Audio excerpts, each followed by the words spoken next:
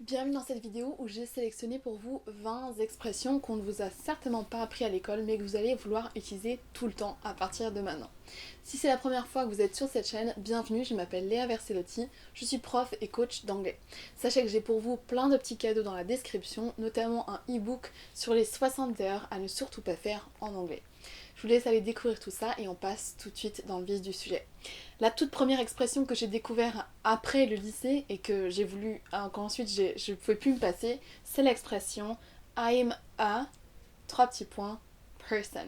Cette expression, vous allez pouvoir la modifier à toutes les sauces pour pouvoir en faire une phrase du style I'm a cat person, I'm a dog person. Cette expression veut tout simplement dire j'aime ceci ou cela. Si on prend par exemple l'exemple I'm a cat person, I'm a cat person. On ne peut pas la traduire mot à mot, mais globalement c'est un équivalent de I like cats. Cette expression, vous allez pouvoir la modifier en mettant à chaque fois un autre nom. Vous allez pouvoir être a cat person, a dog person, a Mac person, an iPhone person, a cars person. Vous allez pouvoir donc mettre un nom juste avant le person en fonction de ce que vous aimez. On pourrait dire donc I'm a coffee person, I'm a tea person, I'm a wine person, qui sera toujours un équivalent de j'aime le thé, j'aime le café, je suis une personne qui boit du vin, je suis pas trop voiture, etc. Parce que cette phrase, vous pouvez non seulement la mettre à l'affirmative, I'm a coffee person, mais vous pouvez aussi la mettre à la négative pour dire je n'aime pas ceci ou cela. Par exemple, moi, I'm not a coffee person, but I'm a tea person. Donc en mettant la négation ou non, vous allez pouvoir jouer sur le fait que vous aimez ceci ou cela, ou vous n'êtes pas trop ceci ou cela. Donc à vous de le mettre à toutes les sauces. Vous pourriez aussi dire I'm a morning person, I'm not a morning person. Je vais vous redonner plusieurs cas de figure que vous puissiez ensuite choisir ce que vous voulez. Je vais parfois mettre la négation et parfois je vais mettre à l'affirmative pour que vous ayez un aperçu de ce que vous pouvez faire comme type de phrase. I'm a cat person. I'm not a dog person. I'm a morning person. I'm not a cars person. I'm not a Mac person. I am a tea person. I'm not a coffee person. Une fois que vous avez compris cette structure de I am a, vous mettez un nom person, vous allez pouvoir essayer de la repérer dans des films, des séries, dans des livres, etc. Et petit à petit, vous allez vous rendre compte de quel type de nom on va pouvoir mettre là au milieu. Mais vous allez pouvoir démarrer avec les exemples que je vous ai donnés aujourd'hui. L'expression numéro 2 dont vous n'allez plus pouvoir vous passer, c'est my go-to. Go-to. Cette petite expression, go-to, veut dire préféré, favori, que j'aime le plus, ma valeur sûre. Je vais vous donner là aussi des phrases d'exemple. My go-to book is Atomic Habits. My go-to books. Ce qui veut dire mon préféré, mon livre préféré, mon livre de référence, ma valeur sûre. Avec go-to, vous allez pouvoir parler de musique, de films, de séries, vous allez pouvoir parler de desserts, vous allez pouvoir dire tout ce qui, de façon générale, est votre valeur sûre, le truc que vous allez toujours choisir. Par exemple, my go-to ice cream flavor is vanilla. My go-to ice cream flavor is vanilla. Moi, ma valeur sûre en termes de glace, de parfum de glace, c'est toujours la vanille. Je sais que je ne serai jamais déçue. Le go-to, c'est vraiment le truc que vous allez toujours pouvoir ça va jamais vous décevoir, quoi. Que ce soit votre film préféré, votre film que le dimanche soir, vous savez pas quoi regarder, vous savez que celui-là va vous plaire. Ça pourrait être par exemple Titanic. My go-to film for Sunday evening is Titanic. Donc le go-to, vous allez pouvoir, pareil, le mettre un petit peu à toutes les sauces. Vous allez pouvoir changer derrière.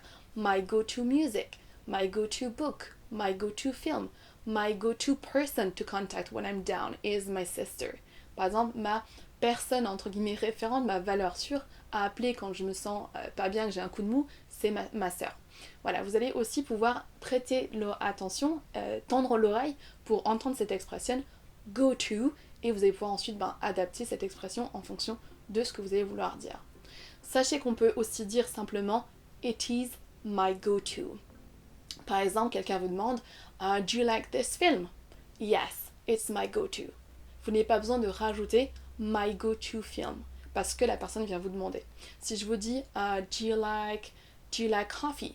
Yes, it's my go-to in the morning. C'est ma valeur sûre du matin, par exemple. Passons maintenant à l'expression numéro 3 que vous allez vouloir utiliser tout le temps à partir de maintenant. It sounds good. It sounds good.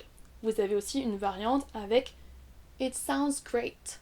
Et vous pouvez également enlever le it. Vous pouvez simplement dire sounds good. Sounds great. Mot à mot, ça sonne bien, ça sonne génial, mais ça veut tout simplement dire c'est cool, ça me va, c'est ok pour moi. Quelqu'un vous propose quelque chose, un repas, je ne sais quoi, de faire un covoiturage, vous pourriez dire it's okay for me, ce que j'entends tout le temps, mais vous pourriez aussi dire sounds good, sounds great, it sounds good. Vous pouvez aussi ajouter for me, it sounds good for me, it sounds good to me. Mais vous pouvez simplement dire sounds good, sounds great. Tout simplement dire c'est ok, c'est bon pour moi. Expression numéro 4 qui ressemble it works for me. It works for me. Là aussi vous pouvez enlever le it et simplement dire works for me. Works for me. Cette expression veut tout simplement dire ça me va, c'est ok pour moi. Par exemple, let's meet up tonight at 7 p.m. Yeah, works for me. Works for me. Tout simplement la même chose que it's okay for me. Expression suivante, I'm in, I'm all in, I'm down, I'm up for. Toutes ces expressions différentes, très courtes, vont toutes vouloir dire je suis partant, c'est ok pour moi. Je vais vous les répéter une par une. I'm in. I'm all in. Là on rajoute l'idée de je suis complètement partant, c'est complètement ok pour moi. On a aussi I'm down. I'm down. I'm up for it. Avec cette dernière expression, vous allez pouvoir dire I'm up for et quoi derrière. I'm up for a trip. I'm up for your birthday. I'm up for the party. I'm up for. Et vous dites quoi derrière. Je suis partant pour. Donc là, vous allez pouvoir utiliser toutes ces variantes pour dire c'est ok pour moi, je suis partant, compte sur moi. Expression suivante, numéro 6. I was wondering if. Cette expression est hyper utile parce que vous allez pouvoir vous en servir dans n'importe quel cas de figure où vous allez vouloir demander quelque chose à quelqu'un de façon polie. I was wondering if. Au lieu de demander could you give me your phone please, qui est un petit peu trop direct parfois pour certains cas de figure, can you give me your phone, could you give me your phone, vous pourriez demander I was wondering if you could lend me your phone. I was wondering, j'étais en train de me demander, si on traduit mot à mot. To wonder, se demander, se poser la question. Donc quand vous rajoutez je me demandais si jamais tu pouvais me prêter ton téléphone, là vous allez détourner un petit peu votre question et la rendre encore plus polie. Sachez qu'en anglais il n'existe pas de vouvoiement, on n'a qu'une seule façon de s'exprimer et de parler à quelqu'un, you. Il va falloir donc parfois utiliser des tournures de phrases un peu moins directes qu'on ne le ferait en français, là où pour être poli, on va avoir le vouvoiement pour me signaler qu'on fait une requête polie. En anglais, comme on n'a pas ce vouvoiement, on a parfois besoin de passer par d'autres tournures de phrases pour montrer qu'on demande de façon polie quelque chose. Donc pensez à l'expression I was wondering if. I was wondering if you could lend me your phone. I was wondering if I could come tonight to your place. Because I have nowhere to sleep. Next, une autre expression pour demander quelque chose poliment. Would you mind if? Would you mind plus ing. Would you mind qui veut dire est-ce que ça te dérangerait si quelque chose. Au lieu de demander can I switch on the TV? On peut demander would you mind switching on the TV? Would you mind opening the door? Would you mind turning down the music a little? It's too loud. Would you mind? Est-ce que ça te dérangerait? Et là, on utilise un conditionnel dérangerait. Would you mind? Ce sera une façon très polie de demander quelque chose. Au lieu de demander turn down the music. Coupe la musique, baisse le volume de la musique. Would you mind turning down the music, please? Est-ce que ça te dérangerait de le faire? Là, ici, après would you mind, pensez à mettre un verbe plus ing. Would you mind turning down? Would you mind opening the window? Grammaticalement, il faut mettre ing, c'est comme ça. Expression numéro 8 que vous n'avez certainement pas appris à l'école mais que vous allez vouloir utiliser tout le temps, c'est it's a no-brainer. A no-brainer. Vous reconnaissez peut-être le mot brain qui veut dire cerveau. A no-brainer, ça veut dire tout simplement on n'a pas besoin du cerveau pour prendre une décision. tellement c'est logique. En français, on traduira ça par c'est clair comme de l'eau de roche, c'est une décision facile à prendre. Par exemple, vous trouvez une affaire, vous êtes en train de chercher un camping-car, vous envoyez un 30 000 € alors qu'à d'habitude c'est 60 000.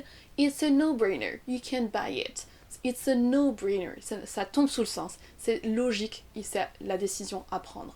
It's a no-brainer. Une expression donc vous allez pouvoir utiliser pour dire c'est tellement logique, c'est tellement clair, c'est tellement peu cher, c'est tellement bien que je vais forcément le prendre, l'acheter, etc. Yes, it's a no-brainer. L'expression suivante que vous allez vouloir utiliser tout le temps, c'est it's a must see. A must see. C'est un truc à voir. On va pouvoir aussi modifier légèrement cette expression pour changer en fonction du contexte.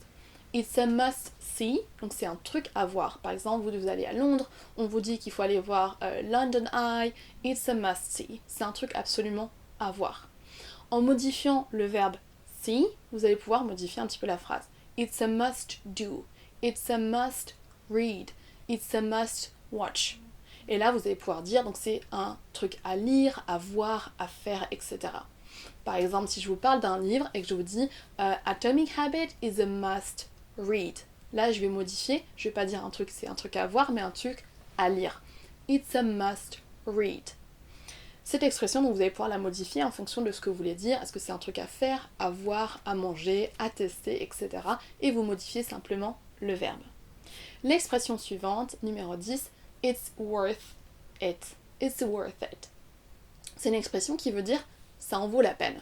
Vous allez pouvoir aussi la modifier légèrement pour dire suivant qu'est-ce qui en vaut la peine. It's worth the money. It's worth the money. Ça en vaut l'argent. It's worth my time. Ça en vaut la peine, ça en vaut mon temps. Mon temps est rentabilisé si je fais ça. It's a must, it's worth the money, it's worth my time.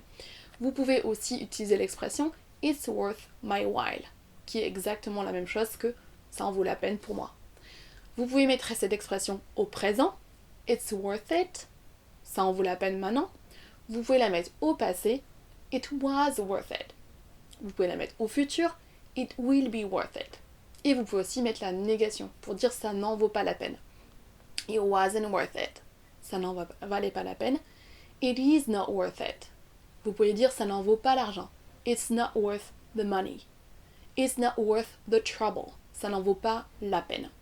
It's not worth doing it. Ça n'en vaut pas la peine de le faire. Donc cette expression, vous allez pouvoir ajouter quelque chose derrière, potentiellement mettre au passé, au futur et mettre la négation ou non. On a ensuite it's crystal clear. Crystal clear. C'est clair comme de l'eau de roche. Sous-entendu, c'est logique, c'est limpide, c'est fluide, c'est facile à comprendre. Did you understand what I said? Yes, it's crystal clear. Crystal clear. Clair comme de l'eau de roche. L'expression suivante, it's highly unlikely. Highly unlikely. Vous reconnaissez peut-être le mot high, qui veut dire élevé. Ici, en adverbe, highly, ça veut dire grandement. Highly unlikely, ce qui veut dire il y a très peu de chances que ça se produise. Vous pourriez demander par exemple à quelqu'un, are you traveling to London next year? It's highly unlikely, because my kids are too young. Est-ce que tu vas voyager à Londres l'an prochain? Et vous répondrez peut-être, il y a très peu de chances parce que mes enfants sont trop jeunes. It's highly unlikely. Il y a très peu de chances. Expression numéro 13, bear with me. Bear with me. Cette expression veut dire patienter, soyez patient, soyez indulgent. Par exemple, si je démarrais cette vidéo YouTube avec la voix cassée parce que je suis malade, je pourrais vous dire bear with me because my voice is cracking, I'm sick. Bear with me. Soyez indulgent. On pourrait aussi s'en servir dans un cas de figure sur Zoom. Vous êtes en réunion avec quelqu'un et vous êtes obligé de bricoler parce que votre internet ne marche pas. Bear with me just a second, I'm going to fix my internet. Bear with me just a second. Patientez, soyez indulgent quelques instants, je vais regarder pour trouver une solution. Bear with me, soyez patient, soyez indulgent. Hold on a minute, wait a minute. Il y a aussi une idée de patienter ou soyez indulgent par rapport à la qualité de ce que je vous propose ou par rapport à si votre voix est cassée ou je ne sais quoi. Bear with me, bear with me just a minute, just a second. Une expression donc que vous allez pouvoir utiliser dans de nombreux contextes. L'expression suivante c'est hang in there. Hang in there. L'expression veut dire accroche-toi, tiens le coup. C'est une expression que vous allez pouvoir utiliser pour encourager quelqu'un lorsqu'il ou elle passe une période difficile. Hang in there, accroche-toi, keep it up, vous pourriez dire également. Hang in there, keep it up, ça veut dire courage, tiens bon, tiens le coup, ça va le faire. Donc on a souvent du mal à traduire le mot courage qu'on utilise très très fréquemment en français pour encourager quelqu'un en disant voilà, accroche-toi, ça va le faire. Vous avez maintenant deux options, hang in there, keep it up. L'expression suivante, c'est une question, how come? How come? C'est une expression qui veut dire tout simplement pourquoi. Si quelqu'un vous dit I cancel my trip because whatever, I cancel my trip. J'ai annulé mon voyage. Really? How come? Vous pourriez répondre simplement how come, qui est un équivalent de why. Why did you cancel your trip? Vous pouvez simplement dire les deux mots how come et avec l'inflexion de la question how come pour demander simplement pourquoi. Ou vous pourriez répéter ce que la personne vous a dit. How come you canceled your trip? How come you didn't come yesterday? How come she canceled the flight? Pourquoi? Et ensuite vous posez la question derrière. Donc, how come, c'est tout simplement une autre façon de dire pourquoi. Une expression équivalente à keep in touch, stay tuned, qu'on utilisera dans l'anglais US, l'anglais américain, c'est la préposition, le phrasal verb to touch base. Touch base. Si vous dites à quelqu'un let's touch base later, ça veut dire on se redit plus tard. C'est une expression qui vient du baseball, to touch base, le fait de retourner à la base. Let's touch base later. Let's keep in touch. Stay tuned.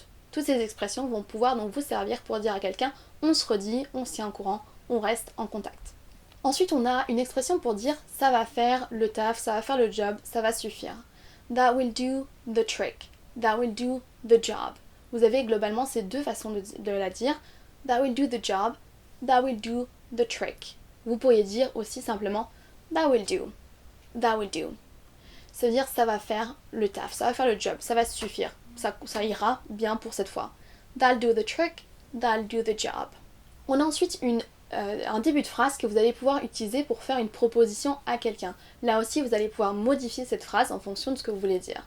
How about? How about? Et vous mettez ensuite ing derrière. Par exemple, pour proposer à quelqu'un d'aller boire un café, how about getting coffee? How about going out and having a walk in the park? How about a meeting tonight? How about? Plus un verbe et ing, donc pour faire une proposition. How about getting away for the weekend? Pensez bien donc à mettre ing. C'est une phrase donc que vous allez pouvoir utiliser pour proposer à quelqu'un de faire quelque chose. On a ensuite l'expression let's call it a night. Let's call it a night, let's call it a day, suivant le moment de la journée où vous l'utilisez. C'est une expression qui veut tout simplement dire on va s'en arrêter là pour la journée, on va s'en arrêter là pour la soirée.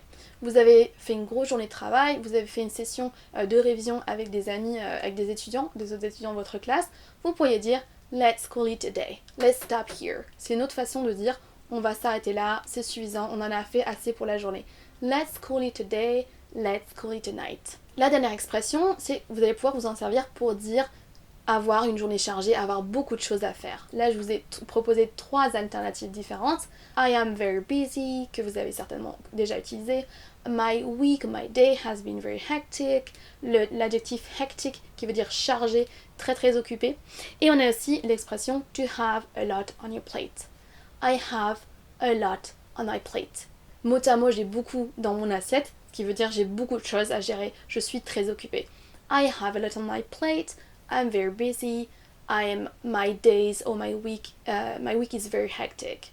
À vous de faire votre choix entre ces 3 expressions pour dire donc je suis très chargée, je suis très occupée en ce moment. Voilà les 20 expressions que vous n'avez certainement pas appris à l'école mais qui vont grandement vous servir et que vous allez pouvoir utiliser à toutes les sauces à partir de maintenant.